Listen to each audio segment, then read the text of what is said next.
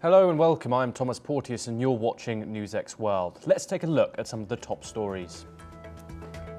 A pall of smoke hung over Kiev after Russia launched a record 550 drones and 11 missiles overnight, hitting almost every district and injuring 23 people.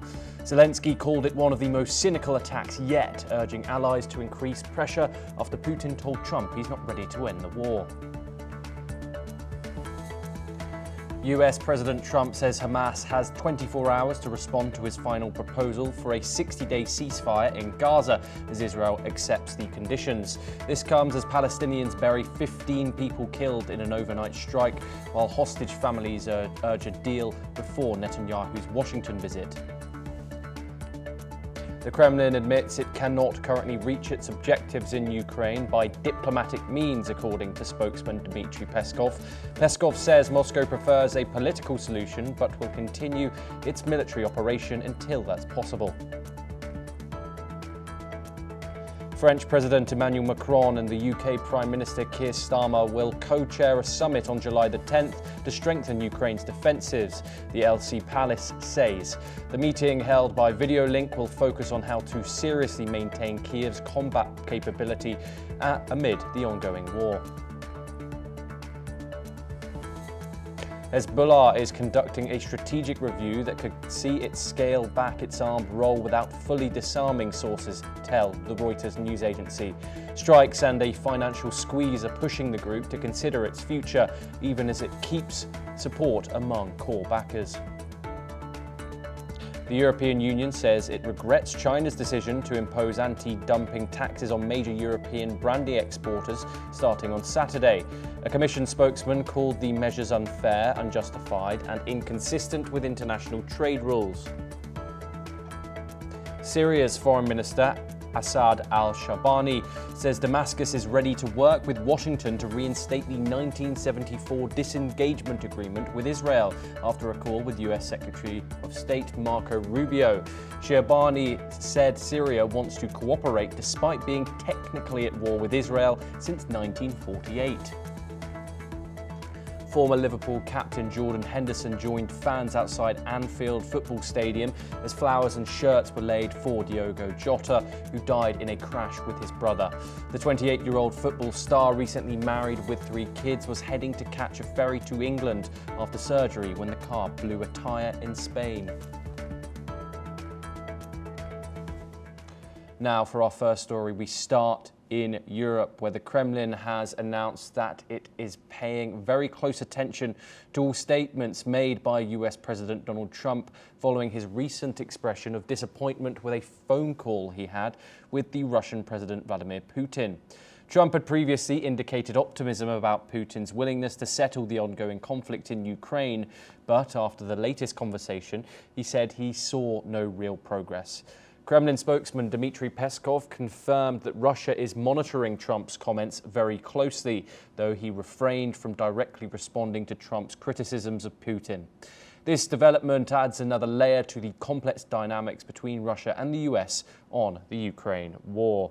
We're now joined by Glenn Grant, who's an ex-advisor to Ukrainian Defense Minister, to discuss this in further detail. He's joining us live from Riga in Latvia. Glenn, thank you very, very much for joining us on the program.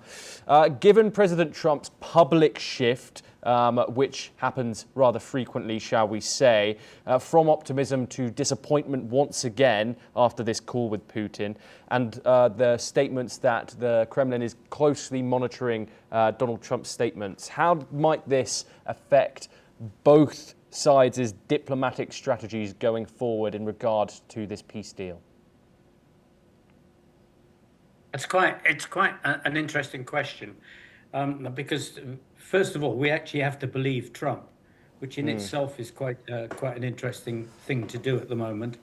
We don't know whether Putin has actually said this to him for the first time, because Trump has a habit of lying. So it could be the first time, and this could actually be the first time that Trump has understood that Putin is not in the game of diplomacy at all. And if that is the case, then Trump actually has to do something. because he can't just come back to Washington and say all is terrible. He did not give any indication whatsoever that he would then put pressure on Putin to look at some compromise. Rather, one thinks that he will go back to what he was doing before, which is trying to pressurize Zelensky to compromise. And to understand what whether that is the case, we have to wait for tomorrow for his meeting with Zelensky. Yes, Glenn, you are correct in saying there's been a constant flip-flapping of opinions to both the Ukrainian and the Russian leaders on behalf of Donald Trump. Is this slightly dangerous political theatre to you? Yeah, I mean, they're playing games, and it appears to me that they're both just playing for time, because Putin is asking for time, no question about that. He wants time to break Ukraine, and yesterday's largest attack, with evidence that there are going to be more and more even larger attacks coming, and more sophisticated attacks coming, shows that Putin is going this way, and yes. he wants Trump just to spin this out. Yes, exactly. Glenn, you are staying with us for more developments from the Russia-Ukraine conflict. The Kremlin has revealed that Russian President Vladimir Putin informed US President Donald Trump that Russia expects to agree on a date for a third round of peace talks with Ukraine. This upcoming round will follow earlier negotiations held in May and June. Kremlin spokesman Peskov indicated that while Russia continues its so-called special military operation, there is still an intention to pursue diplomatic efforts. The announcement suggests a tentative window for further dialogue despite ongoing hostilities in the region. Glenn joins us once again, with Russia signalling a third round of peace talks while continuing its military offensive, of course, Glenn. What leverage does Moscow hope to gain by keeping diplomacy and battlefield pressure alive at the exact same time? And not to say that increased pressure. We saw one of the biggest drone attacks of the entire war yesterday. Well, firstly, this is, the talks are nothing to do with Ukraine, because Putin's people will just go there and demand capitulation, as they have done in the previous two periods. This is all about trying to signal that we are generous and open, and that we're doing our bit for diplomacy, hoping that they will spin along Hungary and Slovakia and people like this, thinking that Putin is really on the good side, and that also it will perhaps add a degree of caution maybe into some of the Europeans, and slow down their decision making. He's slowed down American decision making to zero at the moment, but yes. but some of the European countries are still not backing 100% Ukraine in the way they could do. For example, Spain. Glenn, thank you very much. We have some more updates. Russia and Ukraine have carried out another prisoner exchange following last month's talks in Istanbul. Both countries confirmed the swap but did not disclose the number of soldiers involved. The agreement prioritizes the release of seriously wounded, ill and under 25-year-old prisoners. Ukrainian President Vladimir Zelensky shared images of freed soldiers returning home, many of whom had been held since 2022. The returned group included army troops, National Guardsmen, border guards, transport service members and some civilians. Russia's defense ministry reported that the exchange took place in Belarus, where Russian soldiers received medical and psychological assistance before returning home. Under the Istanbul deal, both sides also agreed to repatriate the bodies of fallen soldiers. Media reports suggest Russia still holds thousands of Ukrainian prisoners, many captured early in the war, while Ukraine holds far fewer Russian captives. Ukrainian officials stated that these exchanges will continue in phases, with a focus on the most vulnerable prisoners. Glenn, these images seem very positive. We see prisoners going back to their homes. We're just running the ones from the Ukrainian side currently. However, how important are these prisoner exchanges? How significant are they? They are the only real significant things to come out of these 2 rounds of talks in Istanbul, the direct talks that have been occurring. The third one we are expecting very soon. What are your thoughts on this prisoner swap? It's interesting because, I mean, prisoner exchanges were taking place for the whole of the time during the war, so this is nothing new. I think the fact that they're being linked to the talks is another sort of attempt by Trump to show a good side to it. But if he was actually genuinely showing a good side, then, for example, some of the more serious senior prisoners from Mariupol would have been released, and they haven't been. So there are still a lot of soldiers and officers who fought in that battle from Azov, who are, we know, are still being held and tortured. And this is this is a sad part of it. Russia still has a lot of soldiers that they should release that they're not. So they just don't. You might say they just don't want baggage that they have to manage. They can get rid of those. The dangerous ones they don't want to release.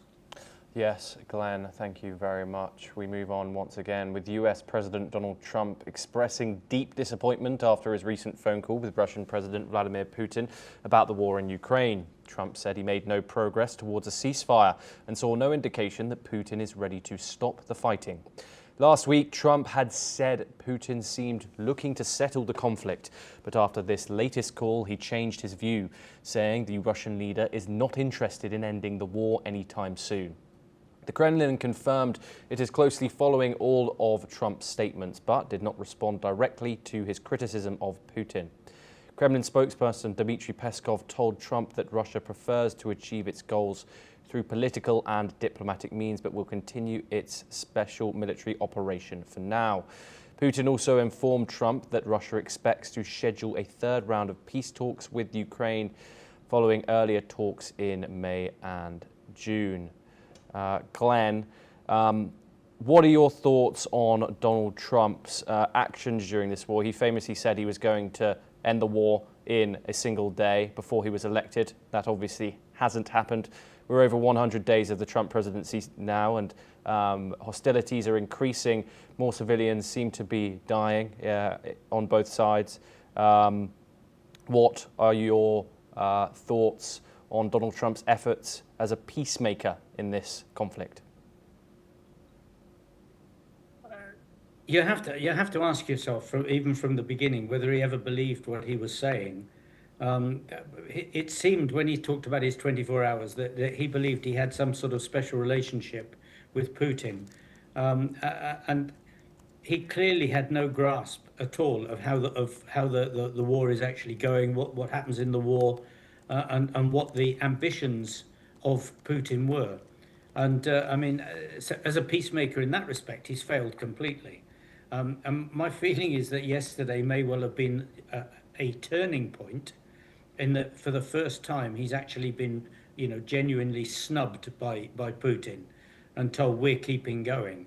And so, his views on peace will come out in the next few days on how he sees his attempt to produce peace. But I still don't have any strength of conviction that he will actually turn against Putin. I still think that he will rather turn against Zelensky, who he probably sees as much easier meat for capitulation and for getting peace than Putin ever will. Yes, Glenn, for our discussion, we move over to the battlefield where Ukraine launched a drone attack on the Sergiev Posad district near Moscow early today, injuring 1 person and disrupting power to parts of the region, according to local officials. The district's head said at least 4 explosions were recorded and a power substation was damaged. The town of Sergiev Posad, located about 75 kilometers from the Kremlin, is considered a religious center for the Moscow region and a spiritual heart of the Russian Orthodox Church. Glenn, we seem to hear a lot, obviously, of these military missions expanding, both on Ukraine, the Ukrainian side and the Russian side. We've seen more Ukrainian attacks inside Russian territory in the recent months. What does this say about Ukraine's current military capabilities? A lot of narrative is pointing towards now that they have, I'm not going to say lost the support of the US, but it seems to have been withdrawn in a way that was not the same during the Biden administration, and that's for sure. What are the current military capabilities of Ukraine? Are they still capable in this conflict? Yeah, I'm sure they are. Whether they are capable of matching the extent of Russia's expansion in its focused military capabilities without US support, I'm not sure at all. The danger, I think, is not so much this battles in long range against citizens and against industry and things like that. I'm sure that the battle is much more important on the front line, where Russia is just continuing to push numbers forward, and we hear that there's possibility of another 30,000 North Koreans coming. Yes. And that will make a fundamental difference. Yes, of course. We have some more updates from the battlefield, Glenn, coming up. The Russian Defense Ministry has announced that its forces have captured the town of Pretekne in eastern Ukraine. The capture marks a significant shift in the region. Additionally, the ministry reported that Russian forces have struck military targets in Kiev using high-precision, long-range weapons. Meanwhile, overnight, Russia claimed responsibility for a series of attacks on Ukrainian drone factories, a military airfield, an oil refinery, and other infrastructures. Further escalating tensions in the conflict. These strikes come amid battles across the region and highlight Russia's continued efforts to target Ukraine's critical infrastructure. Glenn, what are your thoughts on how Russia is targeting infrastructure in the recent months of this war? We've obviously, they've said that they've targeted drone factories among other military sites. How have you analysed Russia's military tactics, especially since these peace talks with President Donald Trump, or supposed peace talks, have started? Well, I mean, yesterday's attack was clearly just a straightforward terror attack, and you can actually see that the Facebook this morning was awash with strikes on blocks of flats, and that it's been attacks against civilians have been the primary purpose for the last year, but it's actually getting worse, and the numbers of habitations being hit is increasing. So I don't see that Russia is striking at drone factories or occasionally at power facilities, yes, but primarily it's homes where normal people are living day by day, and those are the main targets of the Russian terrorist type attacks. Glenn Grant, thank you very, very much for joining us on the programme. It's always a pleasure to have you and your insight. We now move over to the Middle East, where the World Health Organization has said that the Nasser hospital in Gaza is now operating as one massive trauma ward due to an influx of patients wounded at non-United Nations food distribution sites run by the Gaza Humanitarian Foundation. WHO representative Riek Perkon said the hospital staff have been treating daily injuries for weeks now, mostly linked to the so-called safe GHF sites. Many of the patients, mainly young boys, suffered traumatic injuries, including bullet wounds to the head, chest, and knees. The United States and Israeli-backed Gaza Humanitarian Foundation began distributing food packages in May through a new aid model. The United Nations says it is neither impartial nor neutral. The UN Human Rights Office said it had recorded at least 613 killings as of June the 27th of this year, 509 of them near GHF distribution points. and added that there have been further incidents since. The GHF denies any such incidents have occurred and claims it has safely delivered over 52 million meals in 5 weeks. Meanwhile, let's listen in to what some Gazans have to say who were at the Nasser hospital complex.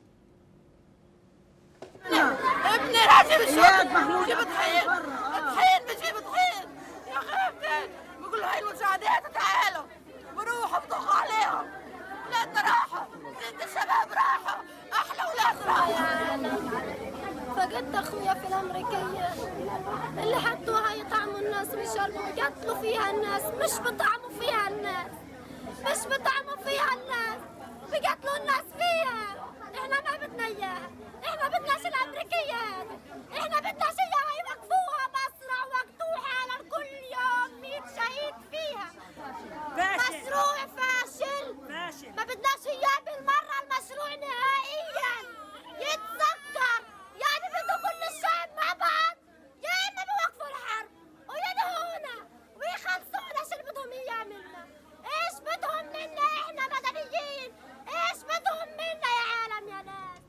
We're now joined by Irina Sukerman, who's a senior journalist, and she's located in New York. Irina, some very traumatic and disturbing statements and visuals there. This has obviously been an ongoing situation where we've seen constant incident reports about these aid distribution sites. Both Israel and the Gaza Humanitarian Foundation deny firing at civilians. These counter reports from the region, obviously. If these accounts tend to be true, if these accounts are in fact true, what accountability mechanisms can exist here, if any, to investigate these incidents and protect these civilians? And how do disputes over the neutrality of aid models complicate the broader humanitarian response in Gaza? Thank you so much for this question. And indeed, the reality on the ground is quite complex. Two things can be true simultaneously: that the Israeli and US-backed organizations are successfully delivering a lot of humanitarian aid to many civilians, and the fact that Hamas disruptions are contributing to unfortunate deadly incidents. As of now, IDF is investigating reports that civilians were fired at. However, what appears to be the case is that Hamas has attempted to disrupt aid delivery as it has in the past. Irina, the IDF has is not a bias in investigative body. Do you think that there needs to be an independent investigation into incidents like these? Ideally, I would say that yes, absolutely, but we are not living in an ideal scenario for one simple reason. The very framework of the situation has not been unbiased. The fact that UN from day one of the food delivery has been attacking these organizations even before they actually started shows that there is not an international consensus on what an independent and unbiased investigation would look like. And indeed, it seems that the international organizations whose job under these circumstances would be to conduct such investigations have their own agendas. For instance, the UN has been quite unhappy with the fact that the US has cut off support for its own mechanisms over allegations of bias of hiring Hamas operatives, and they have an agenda in criticizing and negating the work that is done by Israeli and US joint agencies.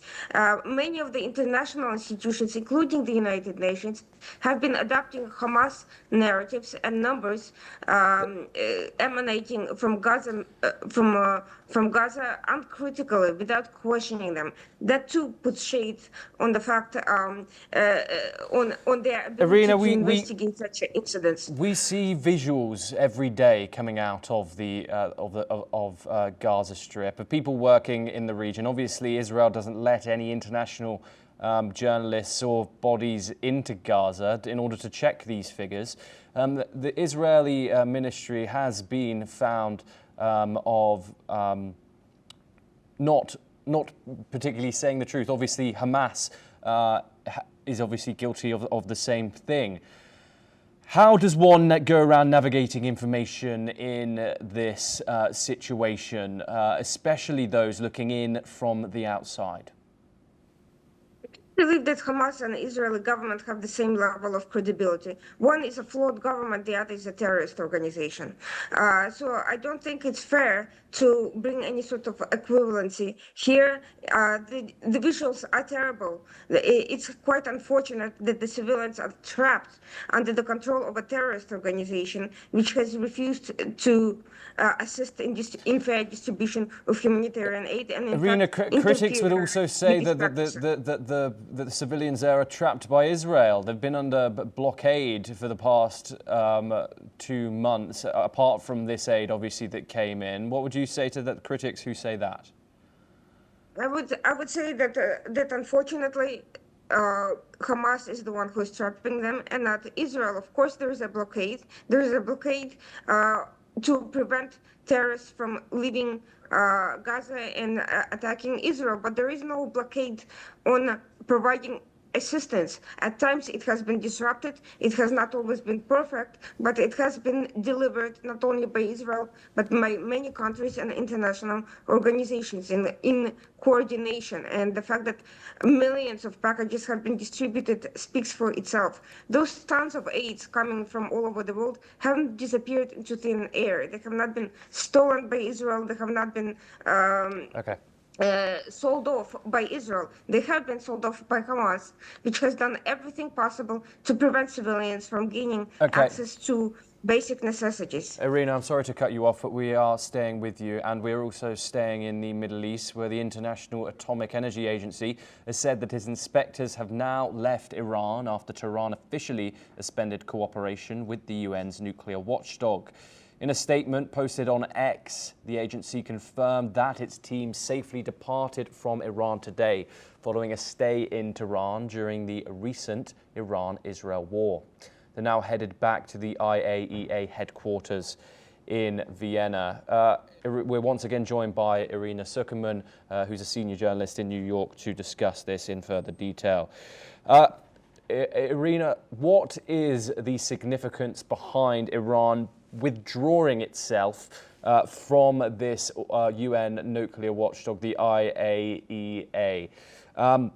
What implications might this have for the region and also its international relationships with the United States and, of course, Israel? Have we seen an end to this conflict between Tehran and Jerusalem, do you think? The conflict has been ongoing for 46 years. From 1979, when the Islamic Revolution occurred, Iran has been dedicated to destruction of Israel. And in 2015, Ali Khamenei, the supreme leader, has announced a 25-year plan to destroy Israel by 2040, and has been in pursuit of that through various means ever since then. So I don't think that conflict is going to come to an end completely so long as the Islamic Republic remains in power. But can Iran be effectively deterred and degraded to the point that it can no longer present the same level of threat? Absolutely, which is what Israel has been trying to do. Regarding its withdrawal from this cooperation, it should come as no surprise. Iran has lost a lot of offensive leverage as a result of the recent escalation, and the only tool it has is the threat of continuing its nuclear program. This end to cooperation is precisely that sort of signal. It's trying to leverage its one remaining card to put pressure on the international community, on Washington, on Europe, and even on Israel as a threat to essentially provide sanctions relief and provide it a lifeline, a breathing room to continue to essentially to survive. But there is another aspect to it, because while Iran is adept at narrative warfare and creating optics and brinksmanship in negotiations, it is also apparently continuing to work on its nuclear program, and does not want the extent of it to be uncovered. So it has attempted to do several things simultaneously. One, to hide the remnants of its enriched uranium in other locations that are much harder to get to kick out the inspectors to ensure there's lack of access. And three, it's engaging in an internal crackdown to eliminate potential security breaches by Israeli intelligence to ensure that it can continue with the program uninhibited in the future. Again, that is one of the last cards that remains in Iran's arsenal. Its conventional military capabilities, including air defense, have been degraded substantially. Yes. We stay in the region for our next story, where Israel's defense minister, Israel Katz, announced today that the Israeli military is preparing for an enforcement plan aimed at preventing Iran from returning as a threat to the country. Katz addressed senior military officials, emphasizing that the Israel Defense Forces must remain prepared in both intelligence and operational capabilities to maintain air superiority and ensure Tehran does not regain its former military capabilities. These remarks came after a 12-day air war between Israel and Iran in June, where Israeli forces targeted Iranian nuclear facilities. The strikes were framed by Israel as efforts to prevent Iran from developing nuclear weapons. While Israel remains resolute in its stance, Iran has consistently denied seeking nuclear arms, asserting that its nuclear program is intended solely for peaceful purposes. In the aftermath of the conflict, both nations agreed to a ceasefire brokered by the United States, which brought an end to hostilities on June the 24th. Despite the truce, tensions remain very high and both sides are on high alert. We're once again joined by Irina Sukerman to discuss this in further detail. Irina, with Israel's defense minister now outlining plans to prevent Iran from rebuilding its military threat, especially after strikes on nuclear sites, how realistic is it for Israel to sustain long-term air and intelligence superiority? And also, if you could analyze a little bit, Israel as a player in the region and its capabilities, its alliances, etc. It will not be easy for Iran to rebuild its air defense. It's actually going to be one of the more difficult aspects of its conventional program. Getting new aircraft, it won't be easy. It has a shortage of allies at the moment that are ready to risk sanctions and are ready to sell such aircraft openly. Whatever it can get will be substantially subpar to U.S. or Israeli aircraft. And of course, there's also the threat of disruption to its actual human assets, which have already been significantly weakened by past attacks. In terms of long-term intelligence, Israel has already been quite successful engaged in a very long-term intelligence. This past operation has been in the works for over 15 years at various stages, which means Israel has penetrated Iran very substantially at all levels. And in fact, now that Iran is scrambling to protect itself, it actually might be easier. Yes. And Iran that is panicked, and Iran that is scrambling, and an Iran that is weakened in many areas is easier to penetrate, and it's easier to maintain its pressure. That said, do I think that a major long-term war is likely in a very near term? I'm very, very sorry to cut you off, but we are running out of time here. You are staying with us to discuss further affairs. We move now over to South Asia, where Indian Minister Kiren Rijiju firmly backed the Dalai Lama's right to choose his own successor, rejecting China's claim. Speaking ahead of the Tibetan leader's 90th birthday, Rijiju said that only the Dalai Lama or his institution can decide, calling it vital for Buddhist followers and religious freedom. China hit back very strongly, warning India to avoid interfering in internal affairs. Foreign Ministry spokesperson Miao Ning said his reincarnation process must follow historical Chinese laws and customs. She labeled the Tibetan exile administration a separatist group and accused the Dalai Lama of promoting anti-China sentiment. Here's what the Chinese Foreign Ministry spokesperson had to say on the issue. 是藏传佛教特有的传承方式，达赖、班禅等大活佛转世都是按照严密的宗教仪轨和历史定制，根据国内寻访、经评撤迁、中央政府批准的原则开展的。第14世达赖本人也是通过这样的程序，由当时的中国中央政府批准继任坐床的。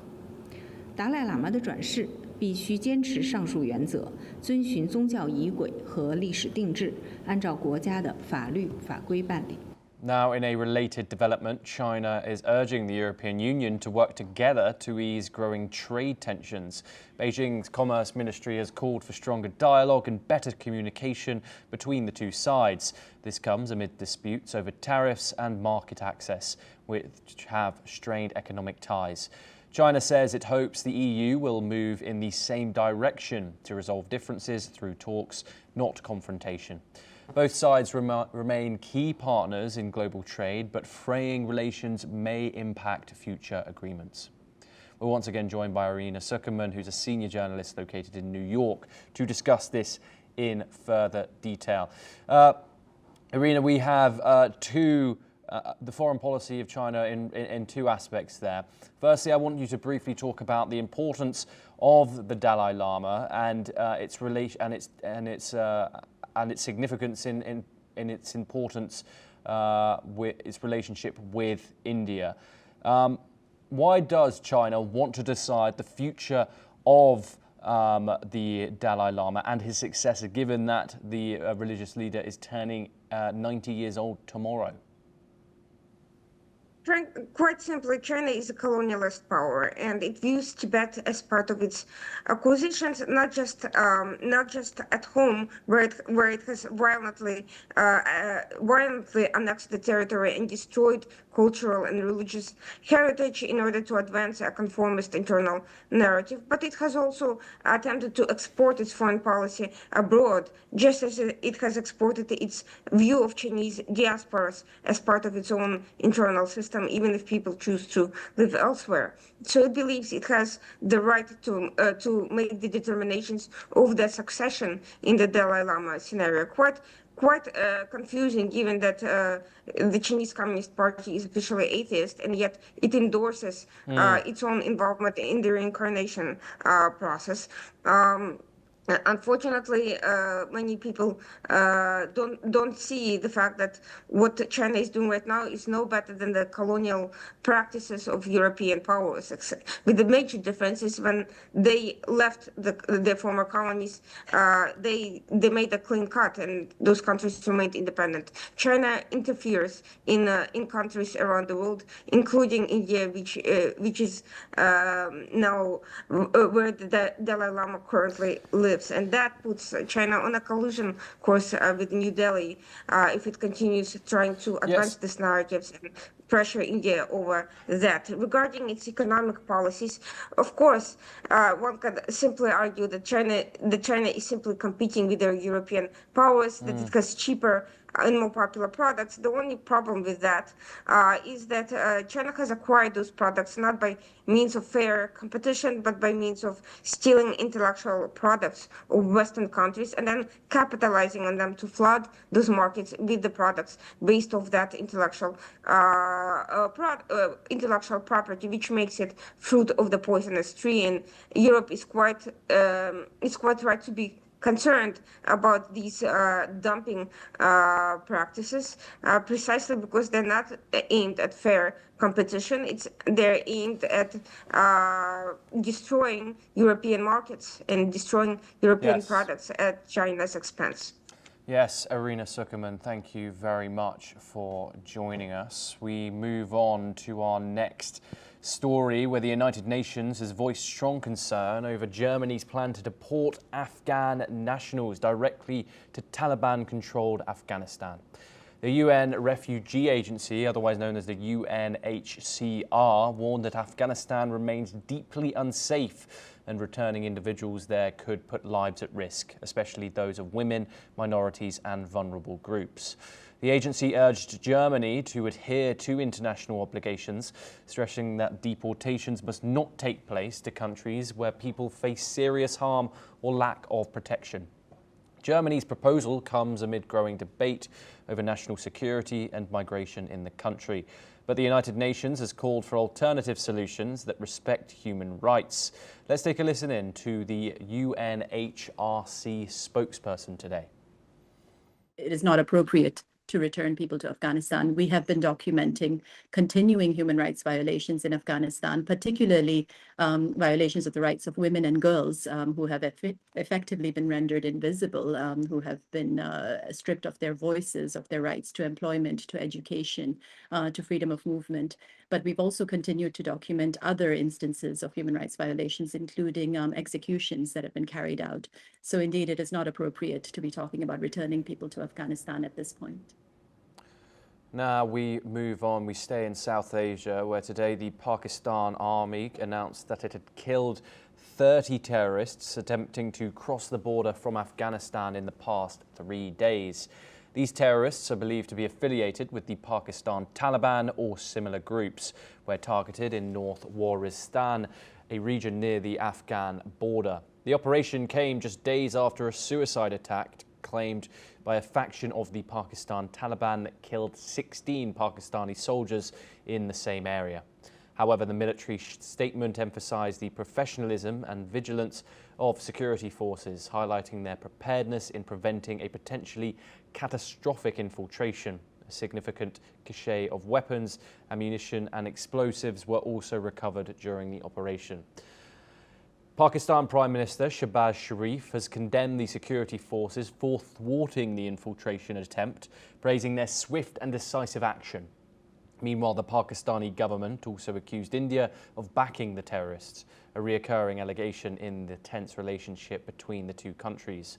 Not only India, but Pakistan has similarly blamed Afghanistan for allowing terrorist groups to operate from its territory, adding fuel to the long-standing regional tensions. This latest incident underscores the volatile security situation in Pakistan's border regions, with terrorists exploiting porous borders and ongoing geopolitical strife. For our next story, we move over to the United States, where immigration authorities have arrested former boxing champion Julio Cesar Chavez Jr. and are planning to deport him. The 39-year-old, who is married to a U.S. citizen, was detained at his home in Studio City following an investigation by Homeland Security. Chavez, the son of Mexican boxing legend Julio Cesar Chavez, was found to be in the U.S. illegally after allegedly making fraudulent statements on his permanent residence application. This news comes just days after Chavez lost a high-profile match against Jake Paul in Anaheim, California, in a unanimous decision. Chavez's lawyer has called the allegations outrageous, and we will bring you more on that developing story as we get it. We now move on. Actor Michael Madsen, best known for his roles in Reservoir Dogs and Kill Bill, has died at the age of 67 following a cardiac arrest.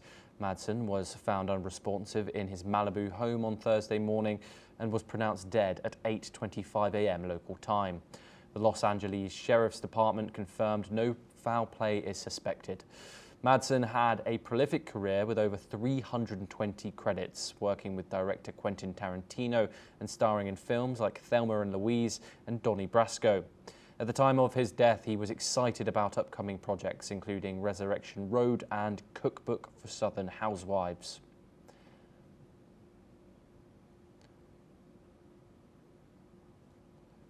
We have more from the entertainment world coming up next. David Corenswet, the actor recently cast as Superman in James Gunn's upcoming Superman Legacy, revealed that he initially thought that the casting offer was a prank. In a recent interview, Corenswet shared his disbelief when he received the news, admitting that he didn't believe it at first. However, once the reality of the role sunk in, the actor embraced the challenge of playing the iconic superhero.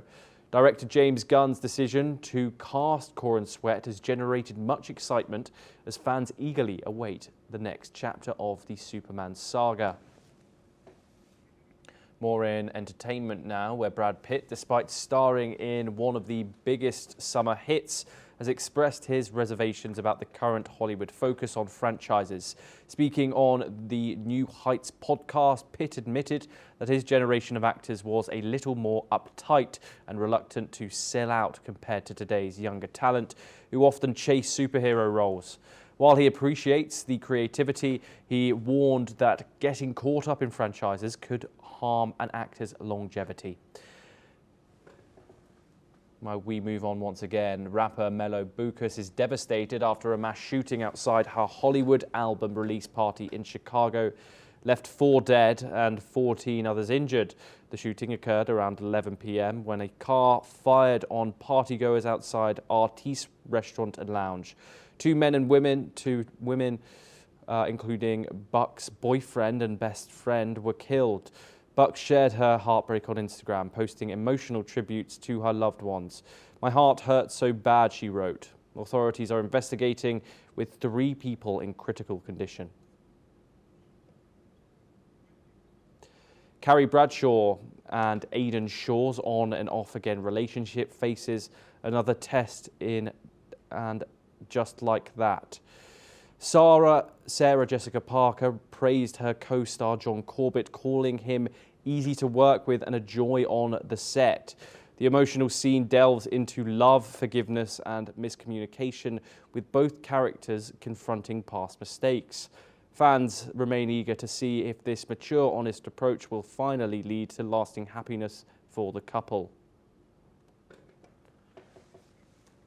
Well, that is all we have time for. We will continue to bring you more news updates from around the world.